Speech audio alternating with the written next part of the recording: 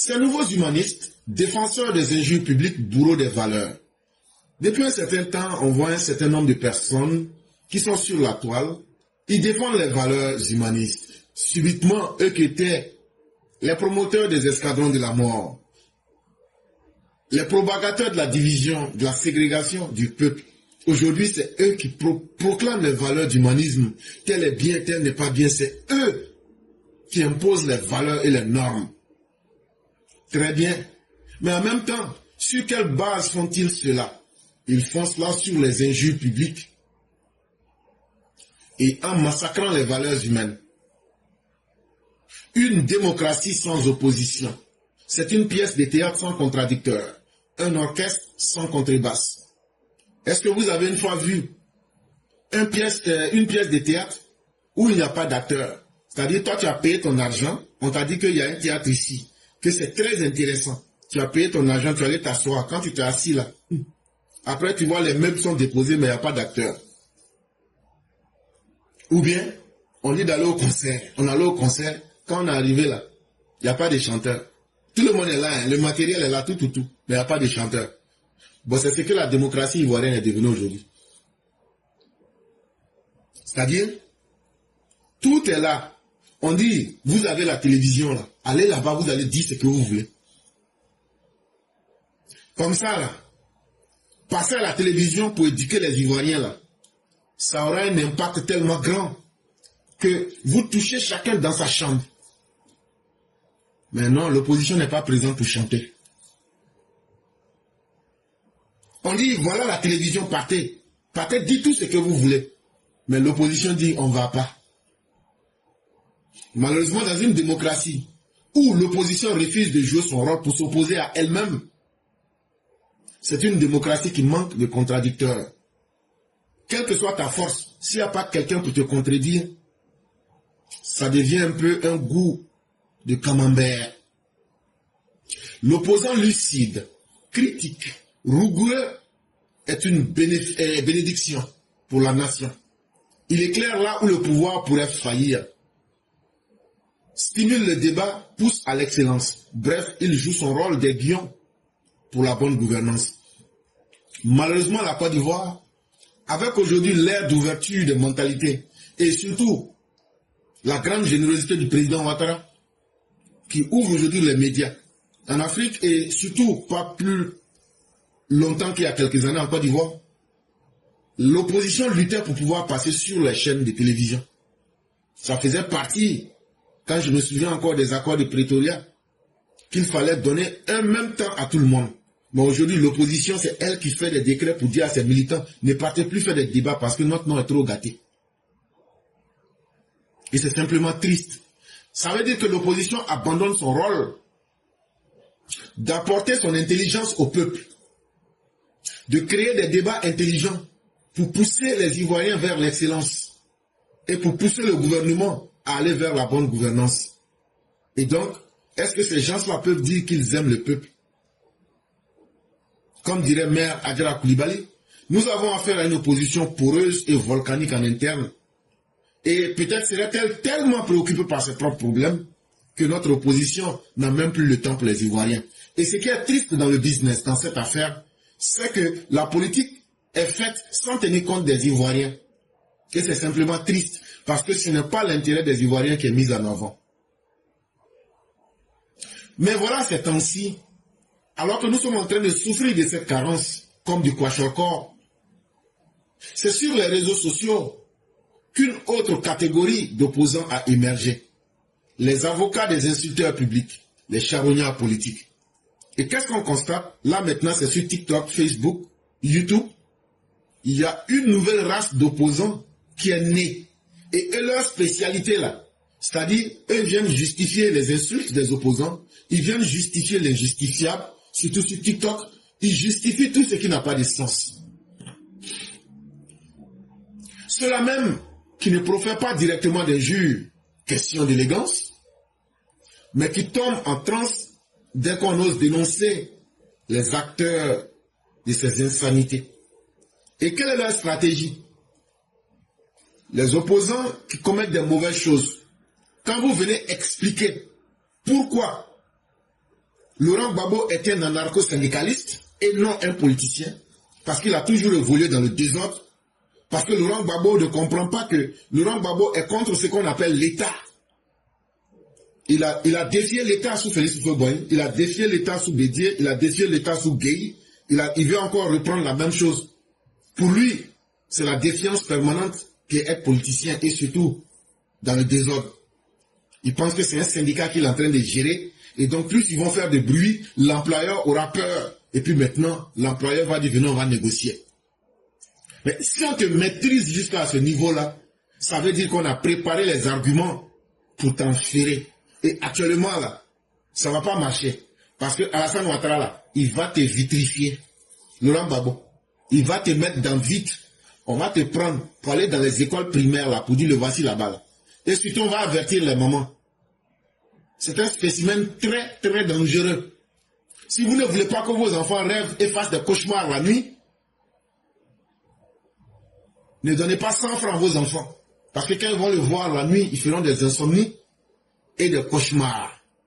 Mais les parents qui ont le cardio, qui savent que leurs enfants peuvent voir et que la nuit, ça ne va pas les inquiéter, en tout cas, pour regarder là, on met ça sur la place publique, c'est 100 francs, 100 francs. Comme bras d'Arus. Et donc, ces opposants, ils ont changé de stratégie. Leurs patrons insultent, leurs patrons commettent des mauvaises actions, et eux viennent pour justifier l'injustifiable. Ah non, c'est que si James Cham a fait dans sa dernière sortie là, c'est une stratégie.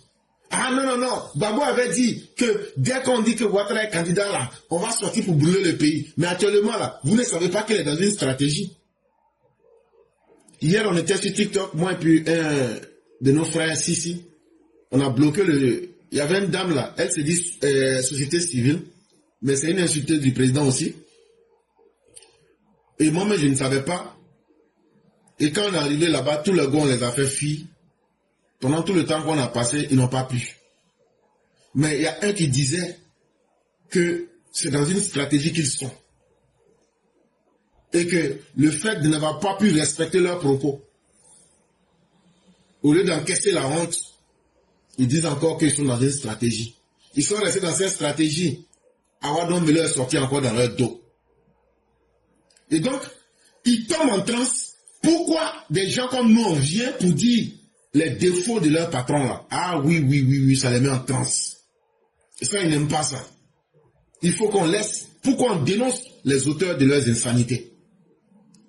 Et là, surprise, la victime devient le bourreau et l'injurieur, leur figure martyre de la liberté opprimée. Donc toi qui viens pour montrer la vérité et pour dire, regardez comment cet individu est tombé dans l'insanité, c'est toi qui deviens le bourreau et eux ils deviennent la victime. C'est toi qui deviens quelqu'un qui s'attaque à un citoyen. Donc eux prennent la figure de martyr et c'est toi qui es en train d'opprimer un individu. En fait, ils veulent nous faire faire une gymnastique morale de haut niveau. Et ça, c'est de la bassesse. Ça, c'est de l'immoralité. Ça, c'est de l'amoralité.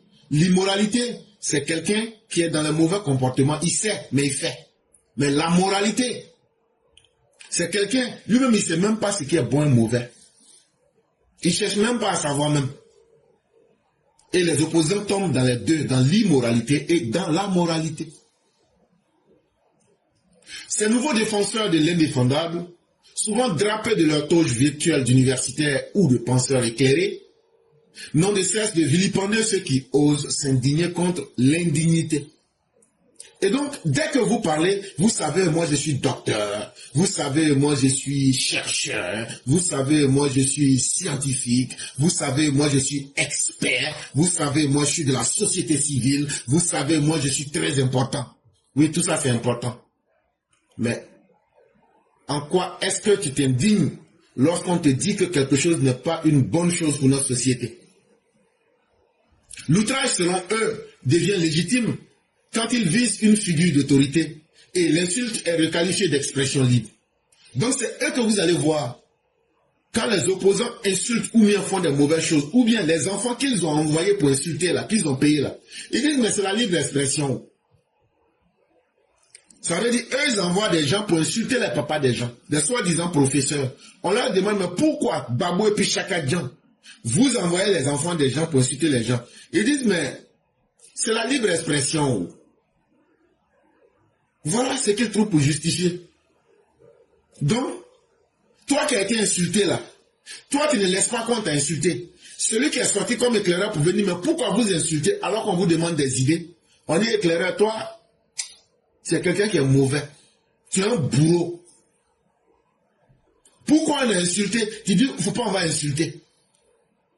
Pourquoi tu dis que le procureur doit surveiller tous les cyberactivistes et ceux qui communiquent, mais qui vivent en dehors de la Côte d'Ivoire, pour lancer un mandat d'arrêt? Là, quand on va lancer un mandat d'arrêt, là, ça rentre dans toutes les polices du monde. Là, comme ça, là, tu peux continuer à insulter, mais le jour que tu vas sortir de la zone où tu es là, un jour partout dans le monde, on peut te prendre. On dit, toi, éclaireur, tu es un escadron de la mort. Parce que tu n'aimes pas que les gens parlent. Parler est une chose, mais tomber dans l'indignité en est une autre chose. Et vouloir justifier cette indignité, on ne peut pas interdire à quelqu'un de parler. Mais ce que tu dis là, est-ce que ça ne blesse pas la liberté d'autrui? Est-ce que ce n'est pas un mensonge? Quand on sort ici pour venir casser les mensonges de l'opposition, ah non, vous êtes des extrémistes, vous êtes des radicaux. Quand on sort ici pour mettre la vérité nue en face des gens, on dit vous êtes devenus l'enfer des autres. Parce que vous ne voulez pas que la chienlit puisse prospérer dans notre société. Quand on veut rétablir un minimum de bonne conduite, de décence, on dit que, ah, toi, éclaireur, là, tu es très intolérant, tu es un extrémiste, tu es un fondamentaliste, tu es un djihadiste, tu es... Ah. Alors que, Alino Faso, là, c'est un mercenaire en territoire étranger. Et quand on attrape un mercenaire en territoire étranger, Dieu merci, les autorités même sont gentilles. Quand on attrape un mercenaire en territoire étranger, là, on l'exécute publiquement. Parce que là, quand je dis ça, ça choque. Mais tu es un inhumain, toi. Tu n'as pas de cœur, toi. Pourquoi tu dis ça? Oh, Alino Faso mettait la vie de 30 millions de personnes en danger. Oh, Alino Faso mettait la vie de mon pays en danger. Oh, Alino Faso planifiait. Les Burkinabés peuvent-ils attraper un Ivoirien qui planifiait la mort d'Ibrahim Kaka et le laisser vivant? Ce n'est pas l'État de Côte d'Ivoire. En quoi assassinerons-nous un individu qui n'a pas de valeur? Et on ne l'a pas assassiné au moment même où on l'a pris. Mais vous savez que les Burkinabés, même par nature, c'est des gens qui aiment se donner la mort. Tout ce qui est crime violent, là, c'est leur marque de fabrique. Burkinabé peut prendre machette, découper quelqu'un comme s'il n'y a rien. Burkinabé peut finir tout ça et puis il va se suicider. Les crimes les plus violents, là, c'est avec qu'on voit. Quand tu vois dans Ivoire Hebdo, page 13, chaque soir, quand on a lu les voleurs, sérieux, depuis l'époque de Mathusalem, quand on dit braquage, sérieux, viol des femmes sur les routes des champs, sérieux, aller voler la nuit, il se cache, il quitte un campement pour aller voler dans un autre campement, sérieux. En réalité, là, c'est un peuple maudit. C'est un peuple qui a collecté toutes les malédictions et tous les comportements humiliants. Le jour où Dieu se reposait là, c'est ce jour-là. Bon, un tel peuple-là, si un de leurs descendants vient à faire ce que ses ancêtres ont l'habitude de faire, est-ce que c'est surprenant? Mais quand on parle de ça et qu'on dit les choses clairement, les gens ne prennent pas le temps de réfléchir. Non, mais pourquoi tu dis ça? Il est mort. Et à nous, on va faire une déclaration. Mais pourquoi vous n'avez pas fait la déclaration? C'était avant-hier que vous devez PPAC, que vous devez faire votre déclaration. Parce que non, vous avez vos intérêts. Même si vos intérêts là, ça doit brûler 30 millions de personnes là, vous, il faut que vous atteignez vos intérêts. Donc vous n'êtes pas dans la politique pour le peuple, vous êtes dans la politique pour vos intérêts.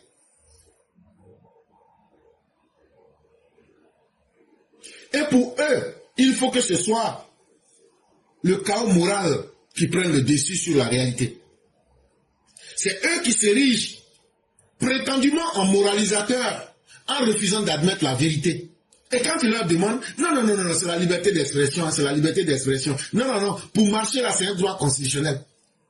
Vous marchez pourquoi? Ah non, ça a marché pour dire à Ouattara n'a qu'à quitter. Ah, il a fait son discours là, ça nous a choqués. Ah, c'est pour ça que vous marchez. Mais quand vous tenez vos propos indécents pour insulter le président, pour insulter les Ivoiriens, ça ne choque pas les Ivoiriens. Ah non, non, on s'en fout des autres. Hein. Non, on s'en fout des autres. On a compris. Quand le fils de Gbagbo s'en va pour dire, on va bientôt là, on va faire coup d'état pour enlever Ouattara pour donner le pays aux vrais propriétaires, ça ne vous gêne pas. Parce que tant que ce n'est pas vous, tant que vous pouvez blesser les autres, dans vos têtes, c'est normal. Parce que vous êtes né du chaos moral. Et donc, vous ne savez pas ce qu'on appelle vivre en société. La liberté d'expression, le savoir-vivre, s'exerce dans un cadre, avec des limites, des responsabilités, et surtout une éthique. L'éthique ici, on va simplifier pour parler de la morale. Il faut se donner des codes moraux. Il faut se donner à soi-même des limites, même quand on pense qu'on a la vérité, ou même qu'on a raison. Parce qu'on n'a que sa vérité. En étude de psychologie, lorsqu'on était en train de voir la vérité, on a fait une petite expérience. On a pris un ballon. On a peint une partie du ballon en blanc et un autre côté du ballon en noir. Et on a déposé sur une table. On a placé deux personnes qui se regardaient l'un en face de l'autre. Et quand on a demandé à l'autre, la balle là à quelle couleur? Lui dit, moi je vois rouge. Et l'autre qui était de l'autre côté, au côté opposé, on lui demande la balle là à quelle couleur? Lui dit, il voit jaune. Et ceux qui étaient assis au milieu étaient confondus. Parce qu'eux ne voyaient rien. Eux ne voyaient ni l'autre côté, ni l'autre côté. Parce que quand tu es devant, tu ne vois que ce que tu vois devant. Donc eux ne voyaient pas la couleur qui était dans les deux côtés opposés. Donc vous voyez ici qu'il y a trois vérités. Parce que ceux qui étaient assis en face, eux ne voyaient même pas les couleurs qui étaient dans les côtés. Mais celui qui avait dit que la balle était rouge, oui, la balle était rouge selon l'angle que lui voyait. Et celui qui a dit que la balle était jaune, lui avait aussi raison parce qu'il voyait l'angle. Et donc, qu'est-ce qu'on a fait? On a demandé aux deux personnes de changer de position. Les personnes qui étaient les plus opposées, parce que ce que j'ai vu, c'est ça qui est la réalité. Quand les deux personnes, on leur a dit, bon, toi, reviens à la place de l'autre et toi, va à l'autre place. On dit, qu'est-ce que vous voyez? L'autre qui disait avant qu'il voyait rouge, il dit, maintenant, je vois jaune. Et l'autre qui disait que lui voyait jaune avant, il dit, je vois rouge. Et donc, la vérité, là, quelle que soit votre vérité, là, ça demeure votre vérité. Parce que le monde, là, on ne voit pas le monde. Personne ne voit le monde tel qu'il est. On voit toujours le monde selon notre manière de percevoir. Le monde là, je comprends ça en fonction de la manière que je perçois le monde. Parce que mes sentiments ne peuvent pas être tes sentiments. Et donc si j'impose ma vision du monde comme une vérité immuable, une vérité inchangée, je suis en train de faire du mal non seulement aux autres, mais je suis en train de moi-même me faire du mal parce que je me ferme à la connaissance. Et c'est dans ça que notre opposition s'est inscrite aujourd'hui pour créer son propre chaos moral, sans tenir compte des autres. Elle est dans l'irresponsabilité. Elle ne se donne pas de limites. Elle ne se met pas de moralité. Elle ne fait pas de place aux autres. Ce n'est pas tant la défense d'un insulteur public qui dérange. C'est plutôt l'hypocrisie et l'amertume de voir un pouvoir qui fonctionne, d'une administration qui tient debout, une stabilité qui ne laisse pas place au désordre. Mais en réalité, nos opposants, il ne faut pas voir qu'ils sont sortis pour dire non, il faut laisser les enfants là, ils n'ont rien fait. Mais Gbagbo là, quand tu l'insultais là, tu te retrouves au cimetière. Donc dites merci à Alassane Ouattara qui vous offre aujourd'hui des prisons où on vous donne à manger, où on vous donne. Ah oui, hier les gars m'ont dit, s'il vous plaît, que je suis Camerounais. Oui, le cyclone. Hier, tes parents gars m'ont traité de Camerounais. Ils disent que je suis un Camerounais que Ouattara a loué pour venir gâter leur business. Ça, j'oubliais. Et ceux qui ont suivi le direct, quand les habillements, ils disent que toi, éclaireur, tu es Camerounais. C'est là que je lui ai dit, mais je viens de quelle région du Cameroun? Il dit qu'il ne dit pas ça, mais que je suis un Camerounais. Et que mon accent là, c'est un accent camerounais. Et donc, vous devez vous-même capable de juger. Et sachez que je suis un mercenaire intellectuel de la gamme de Franklin de Bamenda.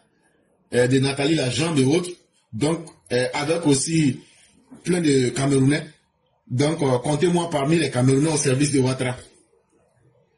Et tout ça, ça ne surprend pas quand ils ont dit à la dernière incartade de Awadon Melo que ce dernier est guinéen. De quoi voudrez-vous encore? Mais un jour, ils diront que Gbagbo est malien. Parce que c'est des gens qui n'aiment pas la vérité. Parce que c'est des gens qui aiment l'outrage public. C'est des gens qui sont dans une hypocrisie. Mais l'hypocrisie aussi, en philosophie, on l'a étudié. C'est un mécanisme de faiblesse. Quand la réalité dépasse quelqu'un et qu'il ne peut plus accepter la vérité, il crée un mécanisme de défense pour nier la vérité et le réel. Et maintenant, il veut lui-même se complaire, se satisfaire en lui-même, tant bien même que la vérité ne changera pas. Il cherche une forme de stabilité dans le désordre. Aujourd'hui, là, pourquoi le gouvernement de Ouattara travaille, les institutions fonctionnent, et puis le gouvernement prend le temps de leur dire que tout fonctionne, aller vers les institutions. Ah, ça les gêne. Ça les gêne. Quand on leur dit, il y a une constitution, respectez la constitution. Chacun te dit, mais moi je ne connais pas la constitution. Je ne connais pas la constitution, pourquoi tu veux que je respecte? Il faut qu'on laisse place au désordre. Sinon, autant de récits que certains préfèrent ignorer pour justifier leur nihilisme verbal. Effectivement, notre mère nous sort le mot, le nihilisme et le négationnisme. Ici, on pourrait les rapprocher. Eux veulent tout nier radicalement, sans possibilité. Parce qu'on leur dit, ce que vous avez fait hier, le désordre là, il y a une autre alternative. On peut construire une société sur des valeurs. On peut construire une société où l'administration fonctionne. On peut construire un pays sur la stabilité. On peut construire un pays en montrant que les institutions sont solides. Ils disent qu'eux ne peuvent pas accepter ça. Il faut qu'eux nient ça par l'hypocrisie la plus abjecte. Il faut qu'eux nient tout, même s'ils n'auront pas la vérité, alors que tout le monde voit qu'ils sont en train de mentir. Mais, il faut rappeler à nos opposants, les vraies valeurs humaines, là, ça ne se mendie pas, et surtout pas dans les clashs des réseaux sociaux. Elles se construisent dans l'exemple, dans l'éducation et le respect. Bon, vous bavardez, vous faites tout ça là-haut. Un homme, là, quand tu as des valeurs à défendre, et quand tu sais que tu as quelque chose à proposer, là, c'est pas sur les réseaux sociaux que tu t'en vas faire clash. C'est pas sur les réseaux sociaux que tu t'en vas chercher à devenir les intellectuels connectés. Tu te mets au travail. Tu vas sur le terrain. Tu dis soit voilà ce que je fais. Et c'est ça qui est la bonne voie. Ou bien tu poses des actes et tu laisses les actes parler à ta place. C'est par l'exemple, par l'éducation et le respect qu'on construit une société. Est-ce qu'il est un peu trop tard pour nos intellectuels des réseaux sociaux pour qu'ils fassent leur mise à jour qu'on appellera ici l'aggiornamiento? Ça dépend d'eux-mêmes, parce qu'eux-mêmes encore peuvent nier le temps. Des gens qui n'acceptent même pas la réalité, ces gens-là sont capables de nier même que le temps est une réalité. Et donc, dénoncer une insulte ne fait pas de vous un tyran. Tolérer une insulte en silence, en revanche, fait de vous un complice. Et c'est pourquoi nous accusons notre opposition d'être aujourd'hui à la dérive morale et même d'être en décadence. Parce qu'elle aujourd'hui non seulement encourage l'immoralité, mais en même temps Laurent Gbagbo dit « Pourquoi vous m'appelez voleur ?» alors que hier c'est lui qui a dit que Oufo était voleur. Alors que maintenant, venu qu'on lui dise la même chose, c'est lui qui se plaint. Pourquoi on me dit que je suis voleur? Ah, ça ne faisait pas mal à Oufo, hein? C'est à toi que ça fait mal. Et c'est là que tu te rends compte que, comme disait la Bible, ce que vous avez sémé, vous serez tenu de le récolter. C'est comme ça que la vie va. Mesdames et messieurs, je vous dis merci. Merci de nous faire confiance. C'est là qu'on va s'arrêter. On est vraiment pris par le temps. Il nous reste à peine 20 minutes. Tous ceux qui veulent prendre la parole, vous pouvez le faire. Signalez-vous rapidement.